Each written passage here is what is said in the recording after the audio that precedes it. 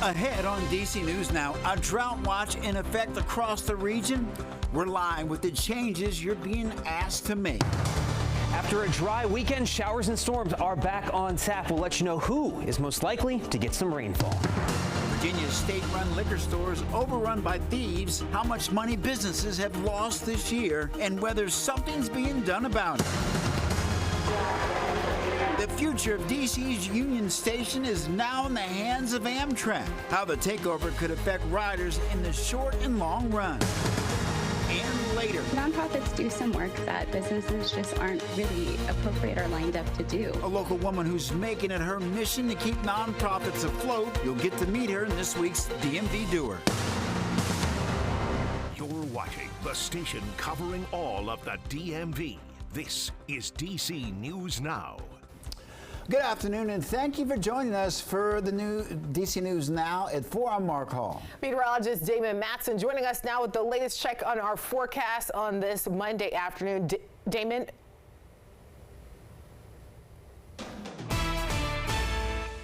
Yeah, indeed. We're checking in things out there going a little bit stormy. I will say that much, folks. We are watching showers and storms bubbling up as we head into this late afternoon. And this is a good thing for the most part. We had a dry weekend, not necessarily a bad thing for those plans you may have had. However, we definitely are in need of some rainfall given our ongoing drought conditions that are continuing across the area. What we have going on at this moment is showers and storms are staying very isolated, primarily back across parts of Virginia and moving into portions of western Maryland and West Virginia as well. We have a heavier downpour that has been locked in for the last 10 minutes or so back across the Culpeper area. Now, notice how things are relatively quiet as you slide back over toward the DC Metro, the I-95 corridor. Most of any activity that we see through the rest of the day today is going to stay back across our western counties, the areas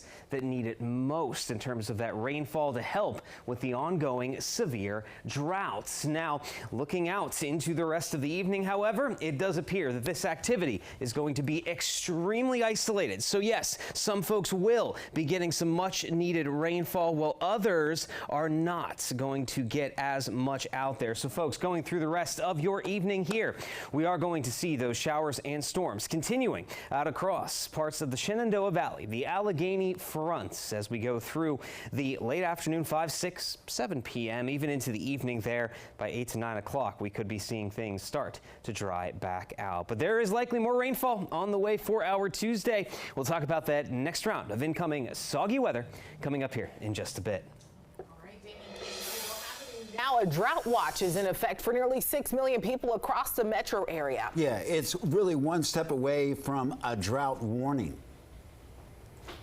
Our Dave LaValle has been tracking this for us today. And Dave, what's it looking like in that area that you are right now?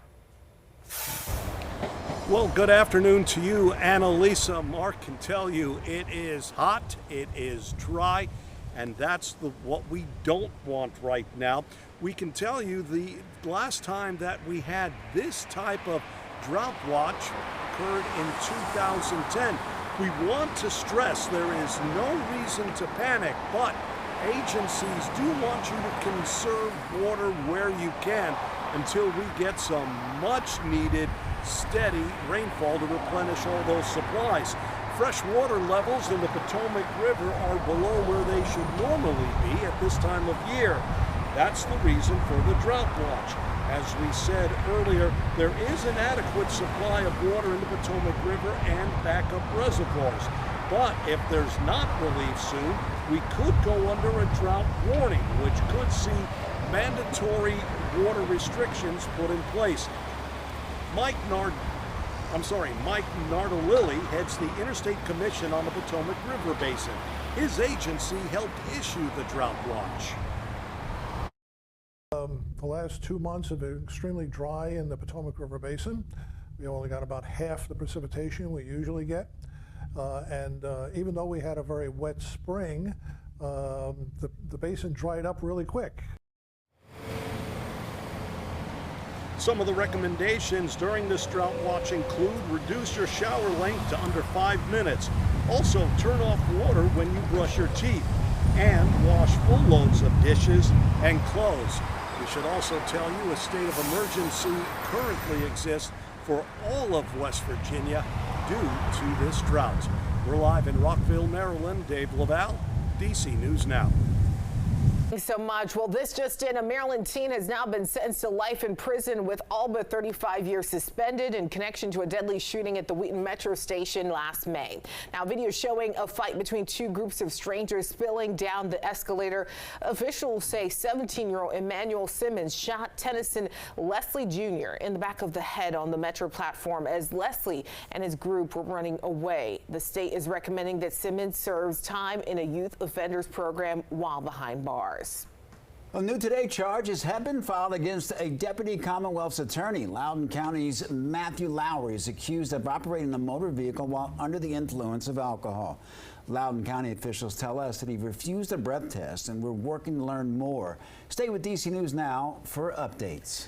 Meanwhile, in Montgomery County, a tragic turn in the search for a missing 6-year-old child. Now, the boy's body was recovered from a pond Sunday night, more than 24 hours after he was last seen. Loved ones say the child had autism and he was nonverbal. They say he was with family for an event at a Gaithersburg park when he suddenly went missing. Officers and volunteers searched the area all day Saturday and Sunday before they made that discovery in the water. A Montgomery County Police lieutenant had this message for parents. All you can do is say just be vigilant, keep watching those children, keep your eyes focused on them as much as you can. But unfortunately, you know, things like this do happen. Tragedies do happen. Foul play is not suspected here. In a statement, Gaithersburg's mayor thanking police and the community who came out to help and says his thoughts and prayers are with the family. On the move today is the first day of Amtrak's near total takeover of Union Station. It's a sign of changes coming for passengers and shoppers. The move comes after years of back and forth court battles over the space. And we find DC News Now's Randy Bass at Union Station with the changes we can see first. Randy. Yes, Amtrak now has near total control of everything here at Union Station, from the tracks and platforms, from the Great Hall to the shops nearby. Amtrak says it wants to turn Union Station into a top-tier transit destination. Crowded terminals and empty storefronts. Amtrak says those may be first to go as new changes get underway at Union Station, with potential for more places for passengers to relax before catching their trains. Leaders are looking at ways to make better use of the space here. Things seem to be a lot more closed off. Like there's a lot more walls keeping everything separate, so it's harder to navigate. Also, there's a lot of crowding on the trains. Another big change, Amtrak now taking over retail operations and what could come here next. One frequent luncher we talked to said he's happy with how things are. I think this place has everything I need already. It's already diverse in my opinion. But there's one thing he would change. Grant Pareja says he's had several people come up to him here trying to solicit cash. Safety, that is the one thing I would improve. But I myself and pretty sure the rest of the public doesn't want to be put in an uncomfortable and unsafe situation. So I would recommend just having more security in general. And Amtrak tells us that's one of the big priorities here, safety and security, and people could see ramped up security here at Union Station very soon, along with more customer service representatives running around helping people find their way. Live at Union Station, I'm Randy Bass, DC News Now. All right, Randy, thank you. Well, DC has reached an historic settlement with a major construction firm.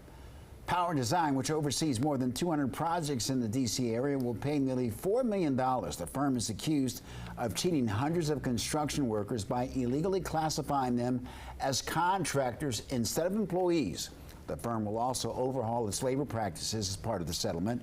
D.C.'s Attorney General calls it the largest workers' right enforcement action in D.C. history. Meantime, in the Commonwealth, shoplifting has become a major problem for Virginia's ABC stores this year. According to data obtained through public records, there were more than 3,700 shoplifting incidents at ABC stores across Virginia in the first half of 2024. Thieves stole more than $800,000 worth of alcohol, a 46.5% rather increase from this time last year. You don't need to necessarily add more laws to address petty crime. We need to enforce the laws we already have and enforce them consistently and not from a punitive point of view necessarily from the start, but education is a really valuable tool that we don't yet use. Virginia ABC says they're continually reviewing and implementing changes at its retail stores to better decide and deter and detect those thefts. Well, new in the district, community members joined Mayor Muriel Bowser today to celebrate a housing milestone for the district. Since 2019, 36,000 new homes have been created, a goal that the mayor set for herself when she entered her second term. She was joined by people returning home to Terrace Manor apartments, and the apartments project executive spoke about the collaboration with the district. We worked together to build affordable housing for our community. We received Housing Production Trust Fund and support from the DC Department of Housing and Community Development, as well as tax-exempt bonds and permanent loan from DC Housing Finance Agency. The project received federal and DC low-income housing tax credits. Mayor Bowser, we at W.C. Smith are proud that Terrace Manor is one of the projects that helps you reach your goal of producing. Well, when asked if there were any efforts to increase home ownership in the district, the mayor said that the Housing Production Trust Fund is not the tool to tackle home ownership, but she says that she still believes the government should play a part in home construction.